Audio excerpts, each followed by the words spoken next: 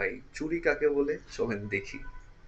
Lautaro যখন বলটা kick করে এখানে, অপোনেন্টের হাতে লেগে বলটা রিফ্লেক্ট করে অন্যদিকে চলে যায়। এখানে রেফারি কোনো চেক করে নেই, ইভেন আর্জেন্টিনারাও কোনো এখানে প্রতিবাদ জানায়নি। প্লে অন ছিল, এখানে একটা পেনাল্টির সুযোগ ছিল। আবার এখানে দেখেন মিশরের প্লেয়াররা কিভাবে মেসিকে আটকাচ্ছিল এবং তার সতীর্থদের কিভাবে তারা টেনে হিচড়ে পালাই দিয়ে পায়ে লাথি মেরে মানে যাচ্ছে তাই একটা অবস্থা। এগুলা ব্রাজিল ভক্ত যারা, এরা অ্যাকচুয়ালি অন্ধ, এদের চোখ নেই, এটা আসলে এগুলো দেখেনি, এগুলো চোখেই পড়েনি। মানে ওদের কথা হচ্ছে আর্জেন্টিনা হারলে the whole game is fair, আর আর্জেন্টিনা যদি বাই এনি চান্স কোনোভাবে জিতে যায় পুরো গেমটাই এরই চুরি হয়েছে। অথচ এখানে লাস্ট মিনিটে তারা 3 মিনিট এক্সট্রা খেলছে, মানে এইটা নিয়েও কোনো কথা নাই ভাই। ইভেন ব্রাজিলও তাদের লাস্ট ম্যাচে 2-3 মিনিট বেশি সময় পাইছিল কাম ব্যাক করার, রেফারি নিজে দিয়েছে বাট তারা পারেনি। সো তাদের সেমটা আমাদের উপর না দিলেই পারে।